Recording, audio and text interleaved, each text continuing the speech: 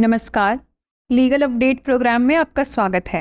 आज हमारी चर्चा का विषय है फर्म विघटन के बाद लाभ साझा करना। सबसे पहले जान लेते हैं ये चर्चा में क्यों है। हाल ही में messrs crystal transport private limited एवं अन्य बनाम ए फातिमा फरीदुन्निसा एवं अन्य मामले में सर्वोच्च न्यायालय ने फैसला दिया कि किसी फर्म के बाहर जाने वाले साझेदार को फर्म की परिसंपत्तियों में अपने हिस्से से प्राप्त लाभ में लेखा और हिस्सा मांगने का अधिकार है यदि उन परिसंपत्तियों का उपयोग विघटन के बाद भी शेष साझेदारों द्वारा किया जाता है। चलिए जान लेते हैं मामले की पृष्ठभूमि। क्रिस्टल ट्रांसपोर्ट सर्विस की स्थापना 1970 के दशक में 4 साझेदारों के साथ की गई थी।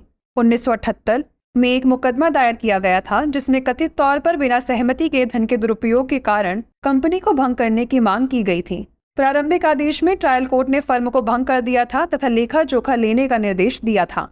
चौथे प्रतिवादी, जो एक निजी कंपनी है, ने कथित तौर पर फर्म की परिसंपत्तियों पर कब्जा कर लिया। इस मामले में अपील की गई जिसमें परिसंपत्ति वितरण और विघटन के बाद प्राप्त लाभ पर ध्यान केंद्रित किया गया। न्यायालय की टिप्पणी की बात करें तो पूर्व मुख्य न्यायाधीश DY चंद्रचूड़, न्यायमूर्ति JB पारदीवाला और न्यायमूर्ति मनोज मिश्रा की पीठ ने कहा कि भागीदारी अधिनियम की धारा 37 के तहत अंतिम समझौता होने तक बाहर जाने वाला भागीदार परिसंपत्तियों से प्राप्त लाभ में हिस्सेदारी पाने का हकदार है। आइए अब जान लेते हैं भारतीय भागीदारी अधिनियम 1932 की धारा 37 के बारे में। यह धारा किसी बाहर जाने वाले साझेदार को फर्म की संपत्तियों में अपने हिस्से से प्राप्त लाभ का हिस्सा मांगने या अपने हिस्से पर 6% वार्षिक ब्याज प्राप्त करने का अधिकार देती है यदि शेष साझेदार खातों के अंतिम निपटान के बिना व्यवसाय जारी रखते हैं।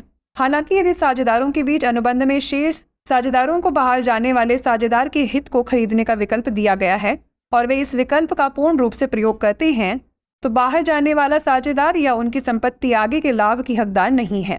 यदि शर्तें पूरी नहीं होती हैं तो बाहर जाने वाले साझेदार के पास लाभ के विवरण का अधिकार बना रहता है। आइए अब जान लेते हैं इससे संबंधित एक केस के बारे में।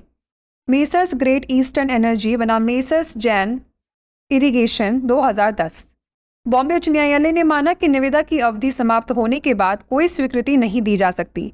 इसकी वैधता अवधि समाप्त होने के बाद निविदा को स्वीकार करके सुरक्षा जमा राशि को जब्त करना और निविदाकर्ता द्वारा प्रदर्शन में विफलता अनुचित नहीं थी। आइए अब नोट कर लेते हैं अभ्यास प्रश्न। यदि अनुबंध में शेष साझेदारों को निवर्तमान साझेदार का हिस्सा खरीदने का विकल्प दिया जाता है और वे इसका अनुपालन करते हैं तो क्या होगा? निवर्तमान साझेदार का कोई और दावा शेष नहीं है। निवर्तमान साझेदार केवल ब्याज का दावा कर सकता है। निवर्तमान साझेदार केवल लाभ का दावा कर सकता है या खरीद फरोख्त का कोई विकल्प नहीं है। इसका उत्तर हमें कमेंट सेक्शन में ज़रूर दीजिएगा। ऐसी और वीडियोस देखने के लिए लाइक, शेयर और सब्सक्राइब करना ना भूलें। धन्यवाद।